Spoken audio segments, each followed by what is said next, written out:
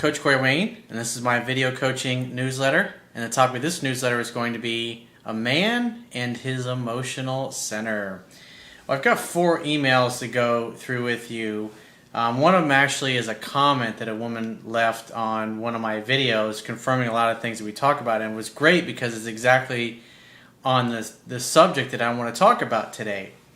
So let's just go ahead. I got a quote that I wrote on this topic I want to share with you. Then I'm going to get into a couple. First, I got a testimonial for you, and then I got a comment from this woman. I got 2 emails with guys that are in the exact situations that we're going to talk about and pick apart. So the quote says, "Women are attracted to a man's strength and his ability to maintain his emotional center at all times. A man needs to remain strong, confident, and sure of himself even when his woman's actions or words do not live up to his expectations. The hallmark of an alpha male is a man who does not come unglued and get angry, act desperate, or needy when his woman does not call when she says she will or does not call him back in the time frame that he expects. Sometimes, especially when a man and woman first meet, she will purposely not call him when she says she will or delay calling him back for a day or two to make sure that he does not get angry or desperate. If he does come unglued, he will communicate to her that he is a weak beta male and therefore not worthy of her time, causing her to reject him or blow him off completely." So let's go ahead and get into the first comment here. And this guy says, "Hey Corey, I've been following your webcasts and reading your stuff for the past 2 weeks after I got dumped. I went completely dark on her. On day 14, she sent me a text. I responded within 3 to 4 messages and I had asked her out. She said she was busy the day I asked her out for, but she gave me a counter, which I accepted." See, that's a good sign. If you happen to say, "Hey, how about Friday?" and she's like, "Well, I can't do it Friday, but how about Saturday, or how about Sunday, or how about Tuesday, or whatever happens to be," that's a good sign. If a woman ever cancels a date on you, but doesn't mention anything about rescheduling, that's a bad sign. But if she cancels, says, "Hey, I can't make it tonight," or "I can't make it tomorrow night, but I definitely want to reschedule," your response to that needs to be, "Great. When are you free? What evenings are you free to reschedule?" And then wait for her to get back to you, and then obviously make a date then. Whenever a woman brings up rescheduling, remember, it's the man's job to be direct, to be decisive, and make the date. So if you presuppose, of course she wants to reschedule, obviously something must have really come up, then you got to be direct and decisive and say, "Great, when are you free to reschedule for?" Let her tell you her availability, and then you make definite plans based upon that. He says, "After the date was set, I then ended the text conversation with 'Have a great day, see you tomorrow,' and she responded, 'Okay,' with the little XO. He says, "What is amazing is her counter, which is dinner at her house tomorrow after her kid goes to bed." Huh. Hang out, have fun, hook up. Sounds like your ex-girlfriend is planning on getting a little frisky with you. That's a good sign. This is what happens. You walk and you never look back, and then she starts to think, maybe I made a mistake at kicking him to the curb. Because what most guys do when they get rejected is they start chasing, they start pursuing. In essence, they act needy and desperate, which never gets them anywhere. He says, "That's something that never happened when we were dating. She must really trust me and want to see me." It's amazing the effect that silence has. Like I said, the strongest negotiating position is being able to walk away and mean it. She doesn't want to date you anymore, and you're like, "All right, I'm moving on to bigger and better things," and you're never going to look back. Not that you're going to say it that way, you're just going to go and you're going to do it through your actions. It's the silence that speaks for you. Your actions speak for you. You don't have to say anything or explain anything. He says, "The genius is in the simplicity. I just followed the process, and now she's chasing me a bit, and I feel like I have regained some power." Well, if a woman is chasing you, guess what? She ain't blowing you off. He says, "I also have a date with a hot redhead for this weekend. I'm living in abundance. Just add this as another testimonial. You rock, Corey." Awesome. Good job, dude. It's your birthright. This is the way it's supposed to be. When you act like a man is supposed to act, look at all the fruits that you get. Now, this is from a comment from a woman. She says, "Hey, Corey, you are dead ass on with us women. I purposely avoid calling men back right away, and I never call them back when I say I will to see how they act. How many times have I said this? He says, if a man shows any signs of being angry or desperate, it is over. How many times have I read emails where the guy's like, I got a little upset one time and now she doesn't want to talk to me. I was like, that's all it fucking takes. Especially when you're in the beginning. Because if you get angry or you act desperate, it's like, just like she says, any signs of being angry or desperate, it is over. This is from a woman. She continues on, it also pisses me off if here's another thing I see guys doing constantly, and I read it all the time in emails.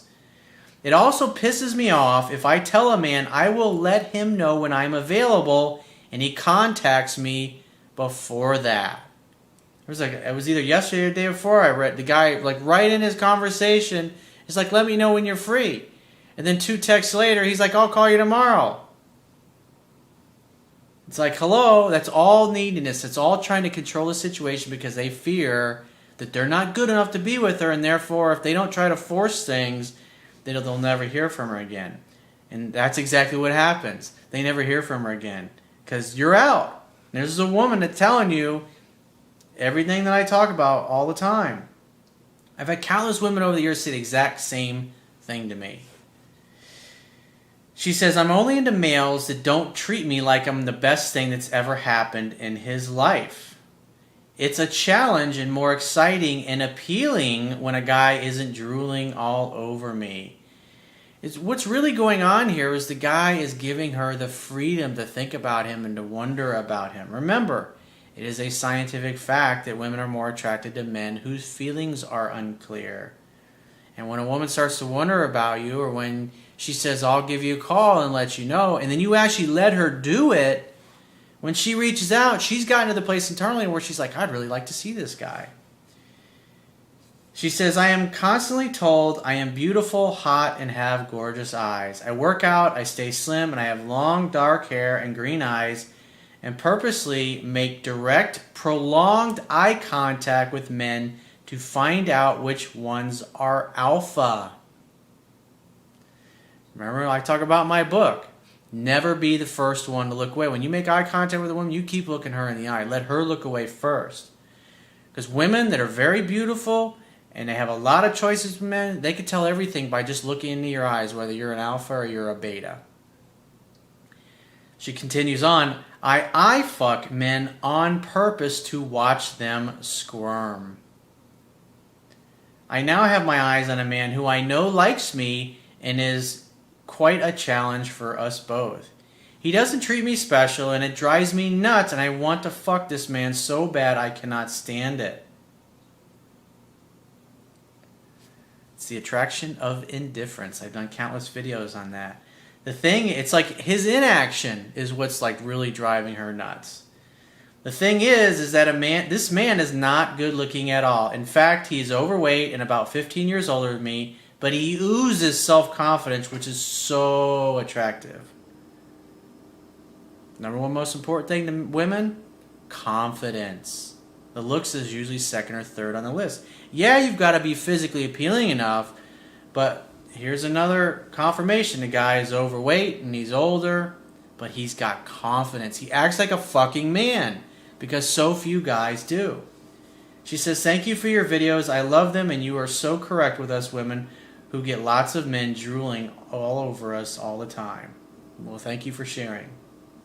So let's get in the first email I got with a guy who's got questions and who's struggling.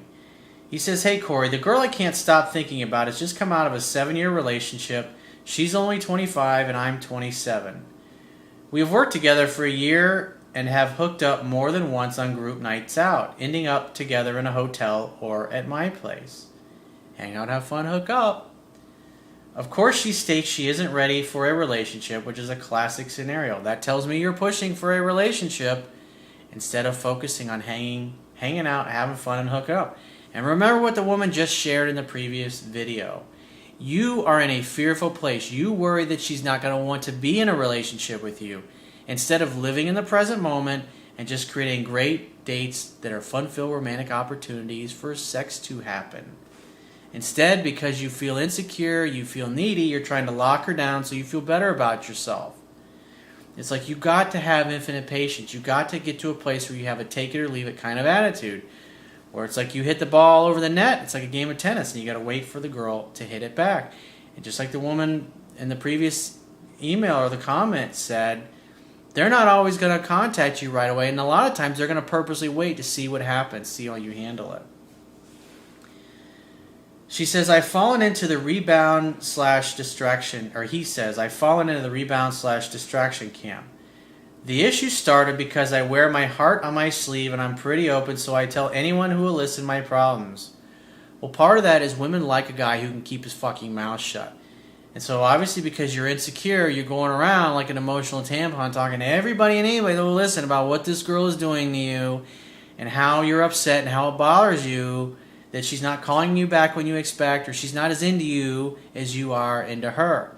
That makes you look like a beta male. And that shit will get back to her, and it's not helping your case. So you need to cut that bullshit out immediately. Keep it to your fucking self. I learned about 15 years ago, I just quit telling my buddies, the guys that work for me, the people that I hung out with, what was going on in my personal life. Because they would interfere in it, and plus at the time, one of the women I was dating, she talked to a lot of people in our office because she was in the insurance business, and so she provided a lot of insurance on the houses that we were either doing loans for or that we were selling them. And I have 15 women working for me.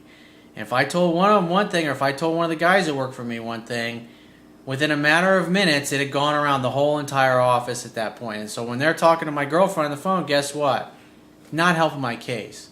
It's like, keep your mouth shut. Plus, I had guys that were envious because my girlfriend was fucking gorgeous. And they weren't dating women that they felt that way about. And so without realizing it, they were trying to sabotage my success because they were jealous and they were envious of me. So I learned just to keep my fucking mouth shut. So that's a good policy to have. Besides, it's going to help you remain mysterious. Remember, if it's going to make you look weak and like a beta male, shut your fucking mouth. Keep it to yourself. And trust me, I know I learned the hard way. It just doesn't help your case when you talk about this stuff. You're acting like a fucking woman. He says, so she knows I like her a lot, and friends are doing a lot of he said, she said, haven't helped. That's another reason why you should shut your mouth. He says, my success has come more of persistence than reciprocation. So she's kind of just going along with things. He says, the only time she opened up to me was just after Christmas when I was ready to walk away. She said she was surprised at how upset she was, considering she had never intended it to be anything serious. Your problem is you're just not backing off enough. You're smothering her, and then when you finally get frustrated, you're like, fuck it, and you walk away, she's all over you. You have to give women the time and the space to miss you, to wonder about you. You cannot force this. You can't force a woman to love you. When you try that, you're going to get just the opposite effect because she's going to feel like she's losing her freedom by being with you. When a man or a woman feels like they're losing their freedom, they tend to withdraw and back away. You have to give them space. He says, I was pretty casual at this point, but made it clear I wasn't going to be dicked around in 2014. FYI, generally she is flaky about meeting up outside of group nights out, one-on-one, so she doesn't like it being planned, even though we all know what will happen. You're pursuing too much. You're trying to force it. If you just backed off and waited till she reached out to you and then made a date, then you can make dates one-on-one instead of all this group bullshit.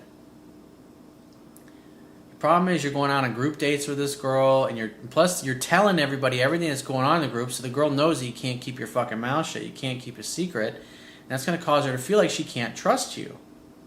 Women don't like a guy who blabs about everything. He says she overthinks, and I even thought I want a relationship, which I tell her I don't. Even though I don't, I want a relationship, which I tell her I don't. I'm having real difficulty creating a regular, non-serious relationship as a base. It's because you're saying one thing, but it's just all over your face. She can read it. She can tell. Your words and your actions aren't congruent. That's why you're getting this flaky, wishy-washy kind of behavior. you definitely are not maintaining your emotional center, which obviously is the whole object of this video. So in the new year, after a week or so, I called her up and tried to make a definite date for a Friday night. She accepted, but when the day came, she hadn't mentioned it, so I brought it up and she didn't give me a firm answer. You said definite date, right? Let's read this again. So I called her up to make a definite date for a Friday night. She accepted, but when the day came, she hadn't mentioned it, so I brought it up and she didn't give me a firm answer. You didn't make a definite date, dude. You're saying one thing and you're doing another. You're like all over the ice. He says, later that night, I flipped out and told her to delete my number. Oh, that's real mature. It's like you can't create attraction when you act this way. You're totally coming unglued. And just like the woman in the previous email mentioned, you're gonzo. But this girl you happen to have hooked up with before, and so you've got a little further down the path, but that's why she's hot and cold on you, because you act like a woman. He says things got pretty awkward at work, and we were talking again as we bumped into each other in the stairwell, but she's told her friends she just wants us to be friends, leaving me pretty confused, bearing in mind that she said what she said at Christmas. Well, what she said at Christmas only applied when she said it. But she's responding to how you're presently showing up. So the past doesn't fucking matter, dude. And it's totally, she's acting like a normal woman. The problem is you're acting like a woman, and you're acting needy, and you're acting desperate. If you'd have made a definite date, you would have said, great, when are you free? I'd love to see you. When are you free to get together? And she would have said Friday night or Saturday night, whatever. Great, I'll pick you up at 8, or I'll meet you at such a date. If something comes up, I will call you. Otherwise, I'll just see you there. Does that sound good? Great. I'll see you at 8. And then that's it. And then you just show up, or you go pick her up, or whatever for your date. If something comes up, she'll cancel and want to reschedule. But the problem is you didn't actually make a definite date. You need to read my book. That's part of the problem. Maybe you're not clear on what an actual definite date is. Definite date means you have a definite day, a definite time, and a definite place, and you don't have to confirm the date, because before you hang up, you say, hey, if something comes up, I'll call you. Otherwise, I will just see you there, or I'll just pick you up at 8. It's pretty fucking simple. Think about it. It's like you make a doctor's appointment. The doctor will call and say, hey, I just want to remind you of your appointment. But do you call, or it's like when you make plans with your best friend. Hey, I'll see you at 8. Do you call and go, hey, are we still on for 8? I was like, of course not. Why? Because you're buddies. You want to hang out. It's simple. But it's like guys act that way with their friends. But when it comes to women, they're just, oh, please, your highness, can I spend some time with you?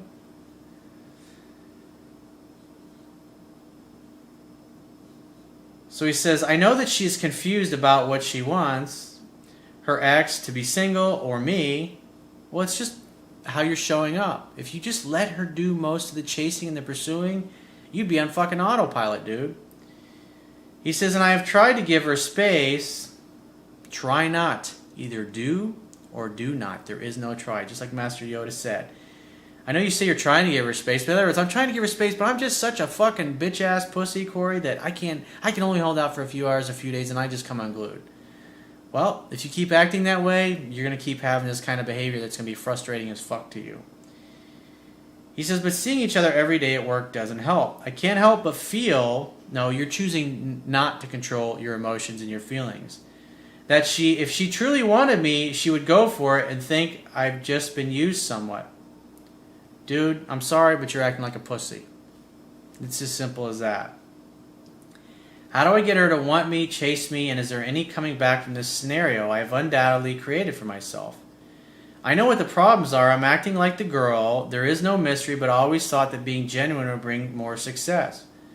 Well, there's nothing wrong with being genuine. The problem is that you over-pursue. You act needy, and then you get pissed off at her. You're not making definite dates. I mean, there's just a ton of mistakes that you're making that I pointed out. You got to read my book. There's no getting around the fundamentals. When you don't know the fundamentals and you don't follow them, this is what happens. You get this flaky behavior. So what I would do if I were you, I'd wait to hear from her, and then when she reaches out, make a date. It's really fucking simple. Make a definite date. Hang out, have fun, and hook up. And just focus on that. That's the only thing a man needs to focus on in a relationship, or to get to a relationship. But even afterwards, hanging out, having fun, and hooking up. She'll bring up the courtship and the exclusivity part when she's ready. So let's move on to the fourth and final email. This guy says, hey, coach, I'll get right into it. I'm madly in love with my best friend who's a girl, and I'm the guy. We have been friends for almost 2 years. Well, that's obviously your first mistake. Last year, we took all the money we had, and we pooled it together, and we bought a bus to convert it to an RV and travel. We spent months building the bus and almost completed it, but we both had to get jobs. I went to Afghanistan, and she moved to Minnesota and got a job as a flight attendant.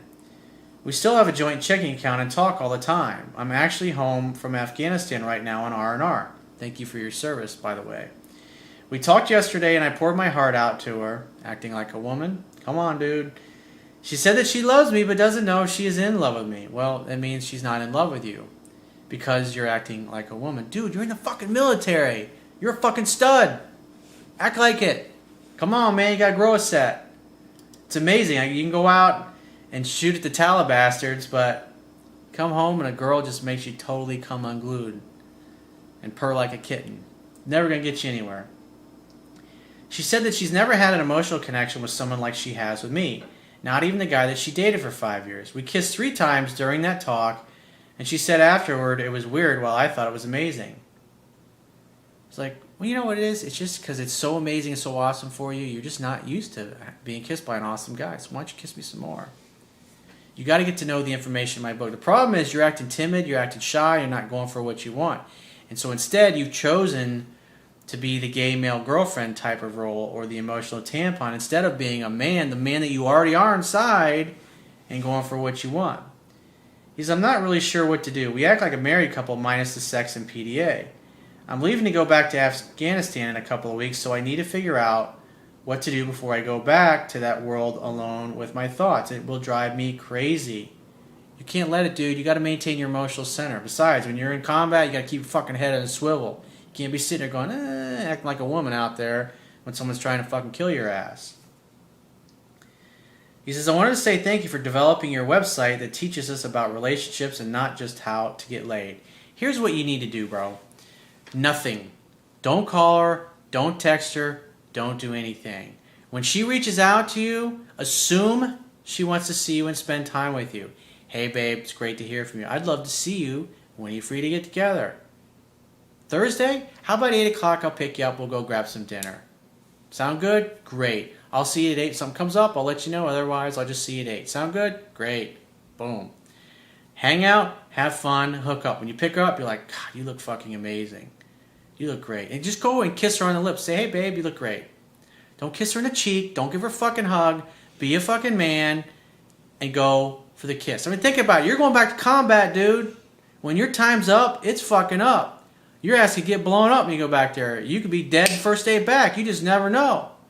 You need to take care of your shit, dude. You need to take advantage of the opportunity that you have when you're here.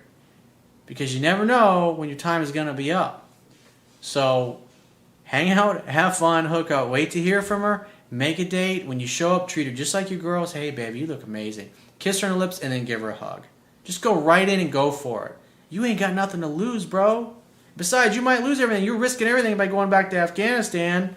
And it's like, come on, man. And then at some point in the evening, when she's touching your, just hang back. Sit back in your chair. Spread your legs. Take up too much space. Make sure she's doing 78% of the talking. Don't be talking about her relationships or gushing about your feelings or any of that fucking bullshit. Act like a man. Don't bring any of that stuff up. Just sit there and talk and let her talk. And when her knee starts touching yours and you take your hand and put it on the inside of her knee and start rubbing her knee, when she starts to escalate it, then you just continue to let your hands wander. If she pulls her hand away, then you remove your hand and wait for her to start touching you again. And when she starts touching you again, then you go back in. 2 steps forward, 1 step back, 2 steps forward, 1 step back. And what you should be doing right now is reading my book cover to cover as many times as you can before she reaches out to you. And like I said, at some point, you just say, I think you need to bring those beautiful lips over here and kiss me. You look ravishing. And you start making out. And then you invite her. Maybe you have a bottle of champagne, or maybe you take her back to your place. Hang out, have fun, and hook up. It's simple. I mean, it's really simple, but the problem is you're doing a little bit over pursuing and you're not making a move at key moments. You're talking about your feelings and all that stuff. Just keep it simple, bro. It's your birthright. You deserve to have a great girl in your life. And again, thank you for your service. So if you'd like to get my help personally, the quickest way is to book phone, Skype, or email coaching, and you can choose any of those options by going to my website, click the products tab at the top of your screen, and just follow the instructions. And I will talk to you soon.